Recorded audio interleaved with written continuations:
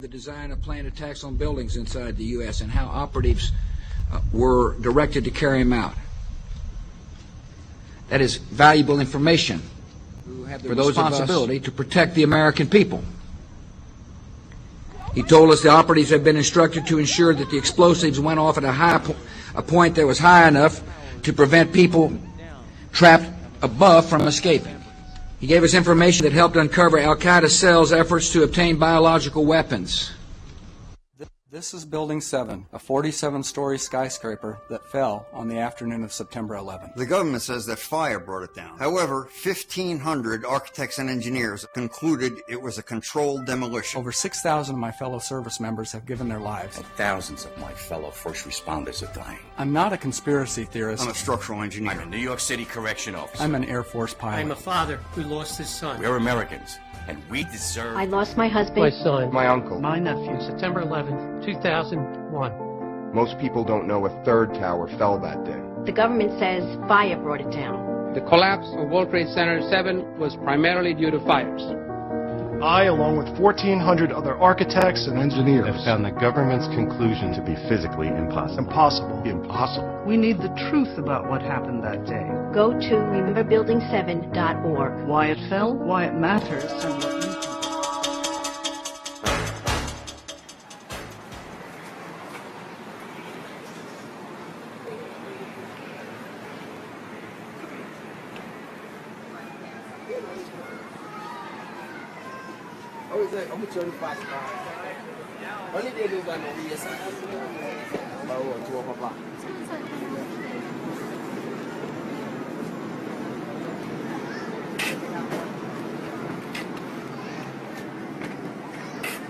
Last C.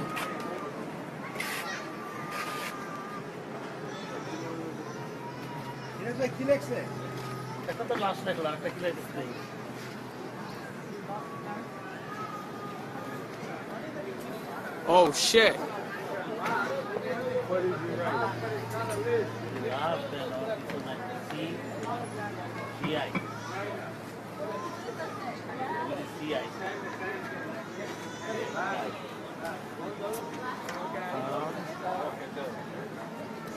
Last cop. Making good money for the store. They're supposed to make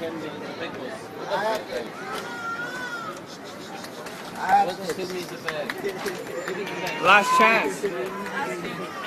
Yeah, that's what he's writing. Last chance, see that?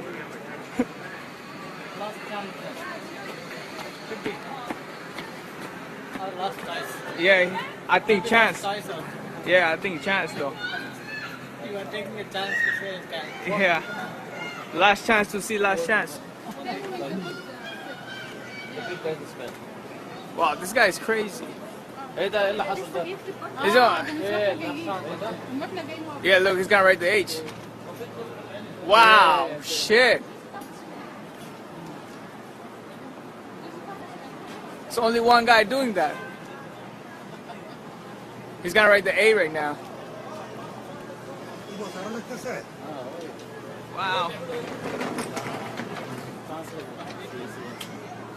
Whoa. Damn, yo. Last chance.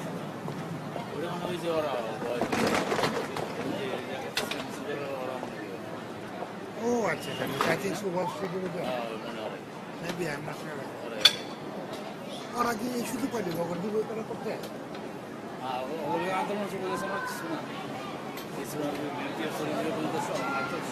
Damn.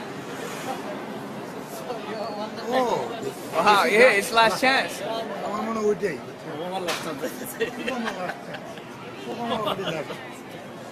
home. No chance here. Go home for Obama, right? Yeah. Go home, that's the last chance. Yeah. Work hard or go home. Obama finish. No more.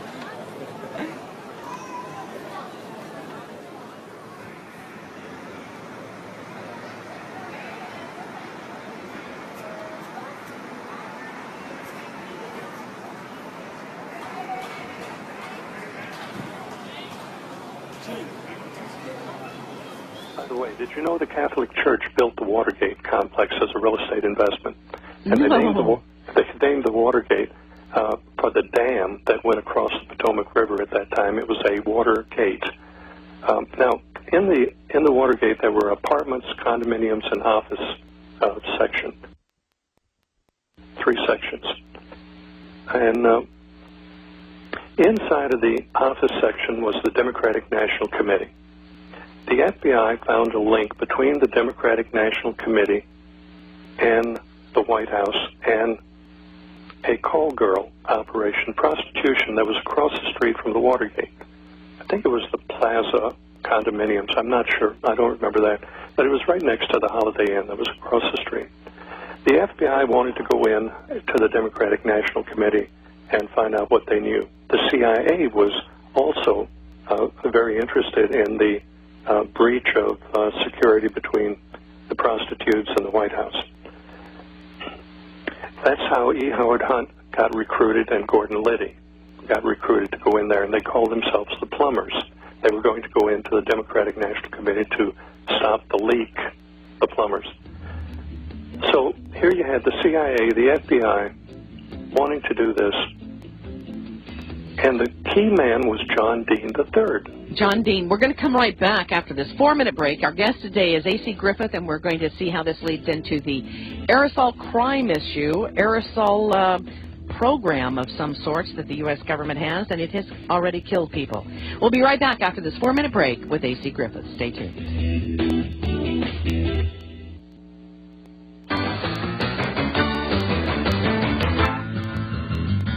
All right, here we go, folks. Welcome back to the Monday edition of the Power Hour. Coming up on 25 minutes past the hour, whatever hour you're sitting in. And, folks, hold on to your hat. You know, there are a lot of folks out there that have been talking about this chemtrail, contrail issue for, 10, 12 years, at least that. And now we're just now starting to get some real information that's coming out. Welcome back to the Power Hour. This is Dave. And Joyce. And our guest today is A.C. Griffith. As I told you earlier, he had one of the highest clearances. He was involved with the CIA. He is doing what he believes needs to be done today by telling the truth about these aerosol, whatever you want to call them. What is this aerosol mixture and why? Of course, that's the big question. He was associated with the Central Intelligence Agency operations, and as I said, he had the National Security Agency top clearance, cryptographic clearance. He joins us today from Richmond, Virginia. Thank you again, A.C. Griffith, for joining us. Now, you are linking together Watergate with what's happening today. I find that an interesting transection here. I wanted to paint a picture of the background of the people and what the people are capable of and how it works. If you look at the bottom line of anything, you're just going to see the bottom line. But if you have an understanding of the nature and how things operate and how agencies operate, that's something that most people have no clue about, and they wouldn't believe it if you told them. But let me go back. We're running out of time, so I'm going to talk. You talk slow, and I'll talk fast, Joyce. I told Joyce earlier to talk slow to me today, so that was that joke. That was the only caveat. If I come on the show, you have to talk slow. Okay, go ahead. Okay, so the Watergate thing was about the prostitution and the connection to the White House, and the White House connection was John Dean III. He was the counsel to the president. He was the president's lawyer. Well, John Dean had an affair going with one of the girls. Maureen Elizabeth Kane Owen Benner was her name. Later married the girl, and her name now is Maureen Elizabeth Kane Owen Benner Dean. So John Dean at the White House wanted to protect her. So he turned on Liddy and E. Howard Hunt and all the people. He even turned on the president. And they bought his testimony against the president. And that kind of in a nutshell, oversimplified, of course, is how Nixon was brought down. Nixon came into the game later. He probably had actually little to do with the actual manipulation. He was manipulated into that. And the CIA was involved in that, and the FBI was involved in it. Fast forward again to the Iranian-Contra. The body count, with the Clinton body count in Mena Airport, Arkansas, was about 75 people that was suicided. The CIA operated that whole thing at the Mena Airport. They put in Rich Mountain Aviation Company, a CIA front, and brought aircraft in from all over the world for refurbishing. Barry Seals showed up again. You remember Barry Seals now with the Kennedy thing and Carlos Marcello, the drug dealer. Barry Seal got a KC-123 out of Wright-Patterson, running guns to South America and drugs back. They were dealing in hundreds of tons of drugs. It was so many drugs, it was like freight trains loaded with drugs. And 75 people that got in the way were taken out, including Vince Foster and all of those people. Noticed an interesting thing. Admiral Jeremiah Border, he was the chief of naval operations. He was a Jewish man. He enlisted in the Navy when he was 17 years old, stayed an enlisted man for 6 years, and then went up in the ranks to become the #1 naval officer for the United States Navy. He was chief of naval operations.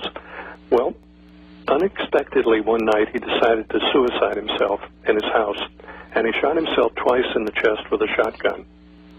That's quite a feat. Yes, it is. Now, he was the chief of naval operations, and he opposed the chemtrail project. Then the chemtrail project started after Admiral Borda was replaced.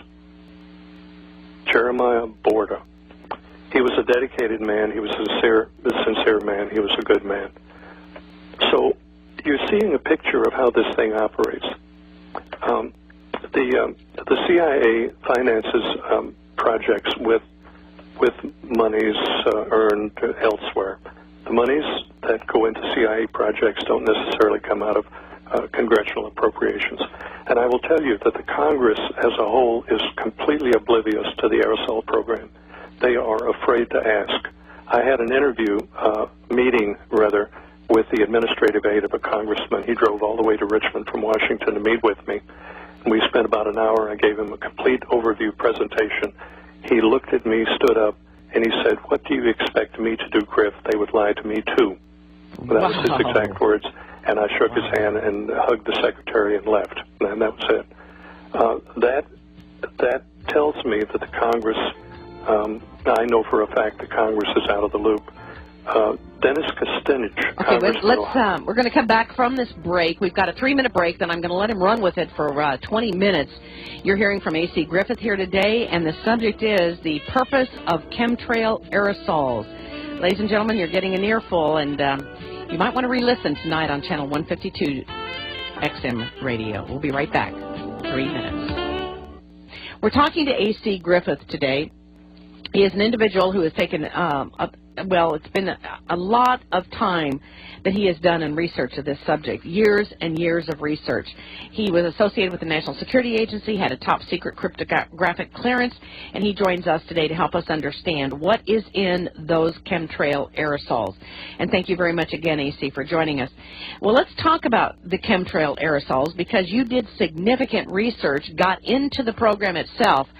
And, sir, what did you learn? It's not that simple, Joyce. It's a very complicated thing. You must know the people. You must know what they're capable of. You must know their operation, their intent. You must realize that you're dealing with people with no faces that haven't been elected. You don't know who they are. You don't know what they're putting in those aircraft. The security on the substance going into the aircraft, there's very little security on that. Whatever somebody puts in the aircraft is going to come out of the aircraft. That's a real concern.